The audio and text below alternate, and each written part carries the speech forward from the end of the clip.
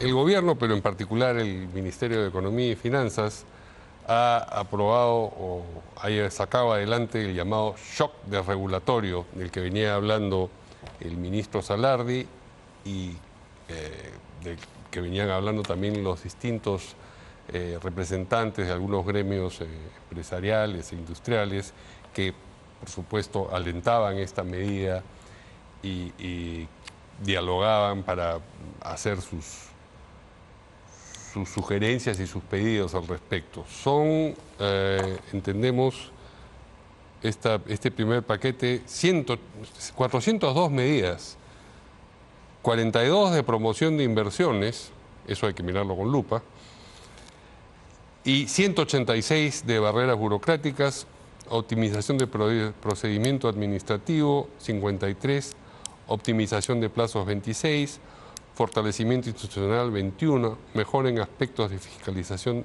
y control, 7, mejora en aspectos tributarios, 24, eliminación y optimización de procesos, 43. Decía por si acaso que había que mirar con lupa aquello de promoción de inversiones, porque muchas veces ese es el nombre edulcorado de determinadas ventajas que se concede a un sector frente a otro. Pero hablemos primero de la figura general.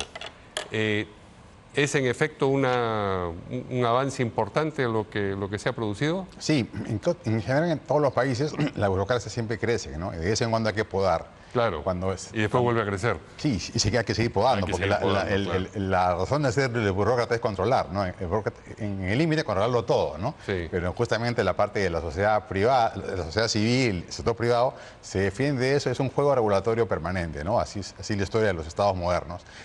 Claro, cuando se nos va la mano ya no hace falta podar, sino sacar la motosierra, ¿no? Como en el caso de Milei o el caso de Elon Musk, pero en el caso de Fernando no es necesario llegar a ese nivel, basta con podar de vez en cuando. ¿Desde cuándo no se producía? Yo recuerdo que bajo Kuczynski hubo un intento, sí. Un intento, sí. Este todo fue un intento. Este es más fuerte, este es más fuerte. Este es más fuerte, sí. Sí. Así es. Ahora, la mitad está ejecutada, la otra mitad es lo que se piensa hacer, ¿no? Tampoco está un poco sobrevendido en ese sentido, ¿no? O sea, no son 400, pues son 200 que han ocurrido. Que han puesto en vigor. Claro, las otras están por verse. Ahora, como nos imaginamos cómo habría sido la franja informativa si es que lo hubiesen tenido. Es difícil, digamos, leer los 400, sí. ¿No? Las 400 medidas y hacer un juicio de cada una de ellas. Todo lo que esté vinculado a Indecopi, a barreras, es correcto. Indecopi está capacitado para hacer ese trabajo, lo hace bien. Se ha enfrentado al gobierno de Castillo con las barreras de la tercerización, por ejemplo, ¿no? y fuerte. Y como la buena ha hecho bien su trabajo para evitar una intromisión absurda del Estado en decisiones que son puramente microeconómicas, ¿no? Es decir, aquí hay un contrato para tercerizar un trabajo, ¿no? Siempre lo voy a hacer para bajar los costos. Eso es una razón de ser de una empresa, en verdad. Era la peor medida intrusiva que he visto yo en términos, en los últimos, en lo que da la Constitución, en verdad. A nivel no macro, sino micro, ¿no? Dentro del corazón de la empresa. Ahora, eso entiendo que esa se está derogando, ¿no? Que es una de las principales. Y en general esto es correcto. Ahora, en la otra parte, de los procesos administrativos, los plazos, también es correcto que eso ocurra, ¿no? Un país que además es un país importante, si algo somos importantes en el mundo es en minería, y en eso hemos creado una serie de trámites, organismos que no teníamos hace 10 o 15 años, y los plazos han volado, ¿no? Y se nos va a pasar el cuarto de hora del boom de commodities, ¿no? Claro, en este momento los precios del cobre, del oro están... Y seguramente van a estar así en los próximos 10, 15 años. ¿Van a estar así 15 años? Sí, por la transición que hay hacia el tema del cambio climático, al margen de Trump. Y Perú no está listo para sacar a esa velocidad estos proyectos, ¿no? Se demoran 15 años. Muy bien, hablemos de la promoción de inversiones. Yo digo que hay que mirarlo esto con lupa porque en general, digamos, el gobierno no tendría que promocionar esto sí y aquello no, porque eso es lo que se conoce en los tratados al respecto como picking winners, es decir, escoger quién va a ganar en la competencia. Claro, tiene que ser neutral, ¿no? Hay medidas que son promotoras de la inversión que son neutrales, por ejemplo, bajar el riesgo regulatorio, ¿no? Cambiando a cada rato pues, los contratos. Ese es restarle los desincentivos, pero eso no es promocionarla, digamos, ¿no? Promocionar se entiende que hay un empujón. Claro, o salvo que esté mal hecha la regulación, entonces la promocionas mejorándola, ¿no? O retirándola. Retirando Esa es una consecuencia, digamos, mejora la inversión casi espontáneamente porque se le ha levantado el problema. Pero yo entiendo que la promoción expresa más bien la idea de crear condiciones específicas para uno u otro sector que pues, claro, pueden eso ser supone que eso puede ocurrir en 1 de cada 100 casos. Generalmente el burócrata sabe menos que el mercado, ¿no? Y que gestiona los precios correctamente y no interviene. Casos muy particulares podrían justificar una intervención por un tiempo, ¿no? Una de las medidas tiene que ver con el drawback, por ejemplo, de los exportadores. Sí, claro. ¿Por qué te ríes? Me río porque esa es una medida que ya tiene muchos años, sí, que casi pocos colegas la defienden. Se había removido y la van a volver a... No, se propuso removerla, nunca llegó a estar vigente esa remoción, la que hizo el ministro saliente Arista, ¿no? Sí.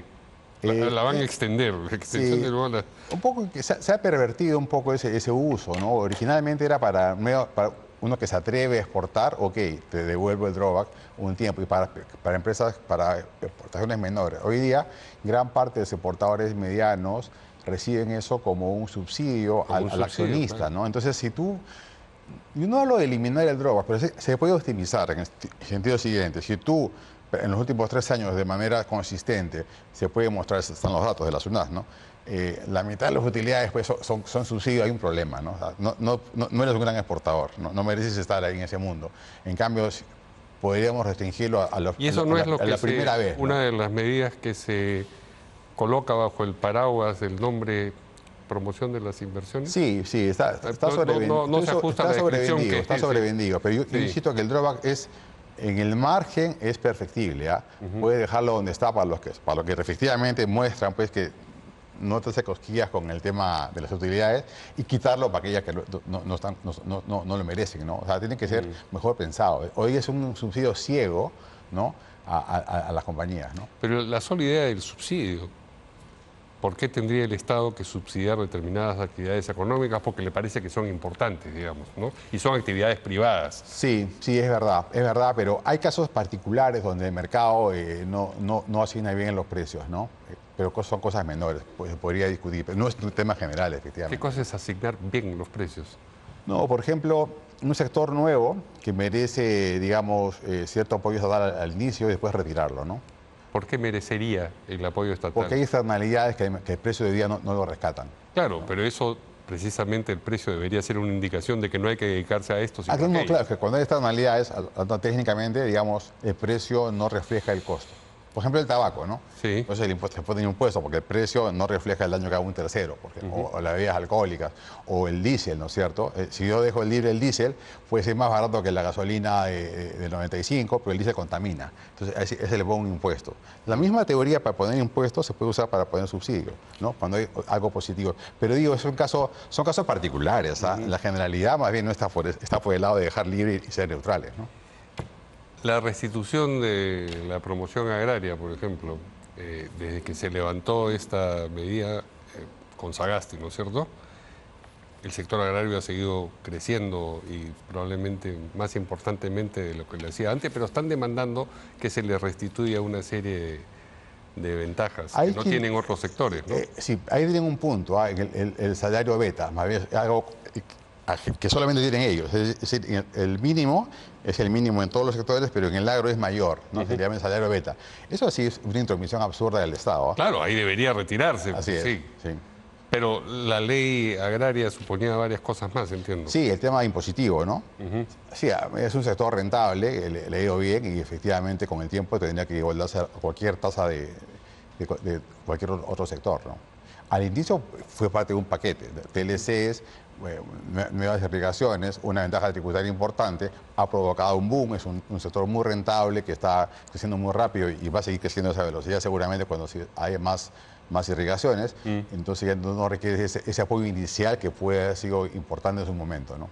El drawback más bien es lo contrario, es haber hecho eso y dejarlo permanentemente y nunca revisarlo, ¿no?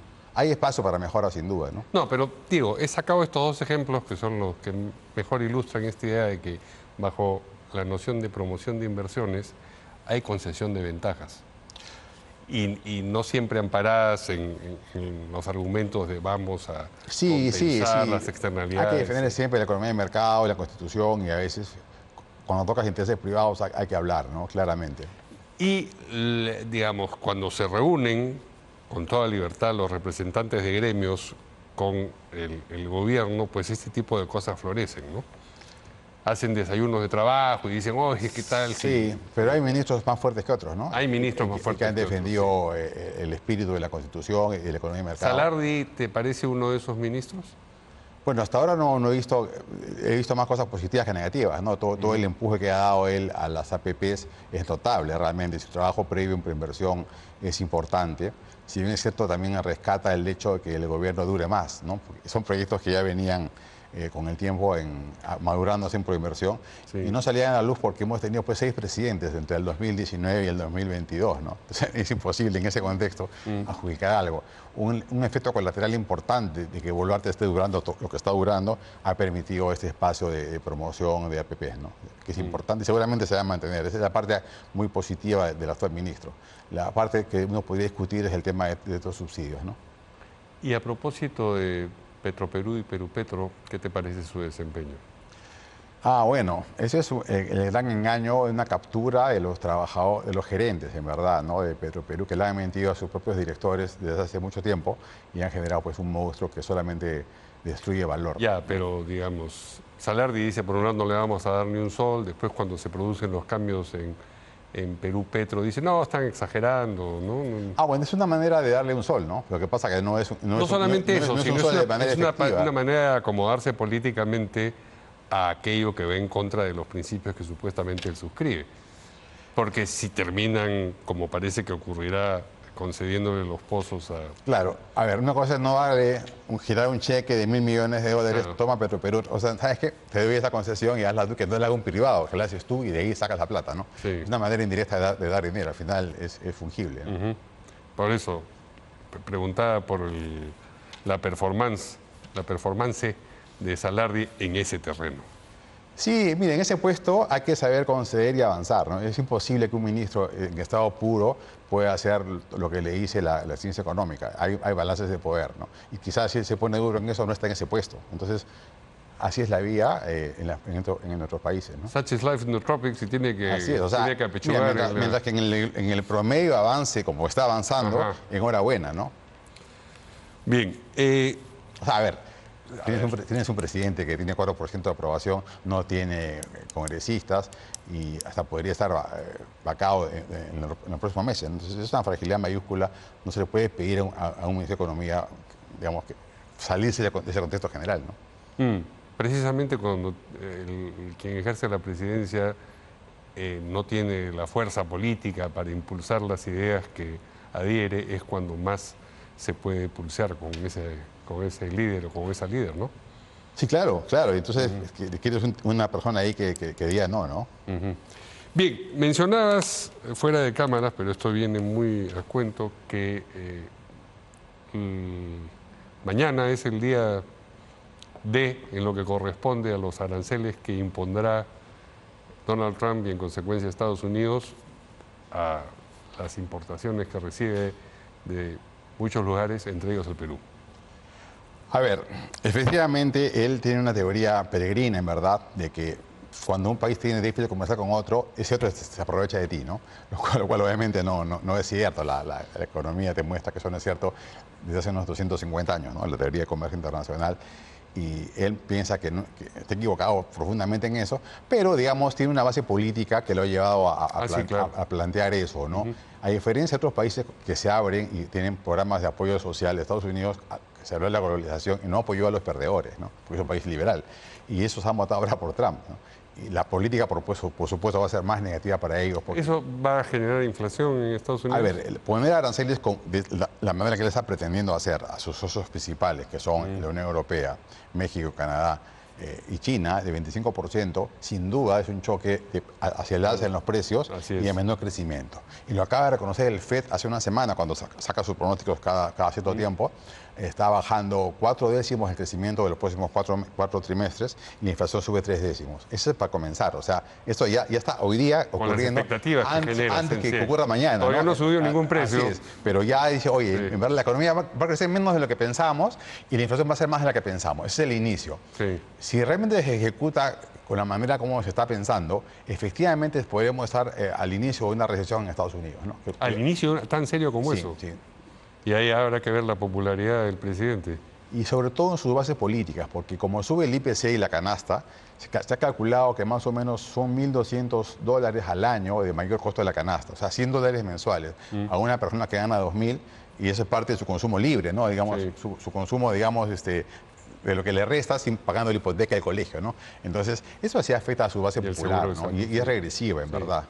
Eso le va o sea, golpea más a los que menos capacidad adquisitiva tienen. Y que además han sido sus votantes, ¿no? Claro, bueno, esas paradojas vemos permanentemente en los electorados de todo el mundo. Y por otro lado, la rebaja de impuestos también tiene el mismo signo negativo regresivo, ¿no? O sea, esa combinación va a hacer que Estados Unidos, que ya era desigual, sea aún más desigual, ¿no? Ok, pero en lo que concierne a las exportaciones peruanas... Nosotros felizmente no estamos en esa primera órbita, ¿no? No somos ni China, ni Europa, ni Canadá, ni México, entonces no estamos con ese peligro inminente que el día de mañana nos va a poner ese arancel. En segunda instancia vienen estos países más pequeños que tienen superávit con Estados Unidos, y Perú ahí tiene un arancel promedio de 2%. O sea, si Estados Unidos nos quiere, digamos, atacar por responder a estos aranceles recíprocos, nos podría poner un impuesto en promedio de 2%, mucho más bajo que países como Colombia, Chile, en la región. O sea, que ahí estamos blindados por el hecho de ser un país muy abierto al mundo, y ciertamente también a Estados Unidos. Entonces, no tengo por ahora temor, digamos, a esa amenaza a Perú mismo, ¿no? Estamos lejos de la órbita, y tampoco no creo que dé el paso de poner un arancel al cobre, porque Estados Unidos consume el doble del cobre del que produce. O sea, poner ellos mismos, a sí mismos, un arancel al cobre, le encarecería a toda la industria que justamente quiere proteger. O sea, sería contraproducente para ellos mismos un arancel de ese tipo, ¿no? Sí, es decir, el Perú no está en la primera línea de las víctimas de lo que pueda decidir Es Trump. mejor hacernos los muertitos a un lado de la sala, ¿no? Pero tampoco podemos descartar que en el mediano plazo seamos puestos en la mira. Sí, pero es que como Perú, actores secundarios. Pero no tiene tampoco, digamos, un superhéroe comercial con Estados Unidos para que diga, Perú te voy a atacar, ¿no? Y tampoco tiene un... Pero además es un instrumento político de Trump, ¿no? Es decir, no solamente es por la idea del superávit político, sino porque quiere solucionar conflictos que tiene con otros países por la vía de la amenaza del alza de aranceles. Eso se pensaba al inicio, y por eso que el mercado estaba contento. Pero ahora parece que sí es real, ¿eh? Por eso que el mercado se ha caído casi 10% en estos meses. Después de es decir, yo no estaba diciendo que estaba amenazando para no cumplir. A mí me parecía que iba a cumplir siempre, pero que la motivación, el disparador del instrumento tenía que ver con las relaciones políticas y no solamente comerciales. A ver, hay un punto ciertamente peligroso, un escenario horroroso que no quisiéramos que no ocurra. Es decir, que diga, oye, América Latina, ustedes le compran mucho a China, así que pónganle aranceles. Si no le ponen, yo a ustedes les pongo aranceles, ¿no? Hay un riesgo real, claro. Y no quisiera estar en los zapatos del ministro para ver qué decidimos, ¿no? Claro, porque si le ponemos aranceles aparte... A China, bueno, entonces, claro, sube el IPC acá y sube todos los costos, pero si no lo hago, no me pone esto a Estados Unidos, es un tema mayor, ¿no? Por eso a lo mejor ahora es bajar los decibeles y alejarnos de la zona. Trump no es un campeón del libre mercado. No, ciertamente no. Si tú pones como... Digo, porque hay visiones, hay espejismos que le hacen creer a algunos que así es, ¿no? O sea, poner aranceles para obligar a los países a invertir en Estados Unidos y castigar a sus propios ciudadanos con ese subsidio, en verdad es totalmente antimercado, ¿no? Es lo más intervencionista que puede ser dentro de Estados Unidos, ¿no? Así es. Muy bien, pues muchas gracias.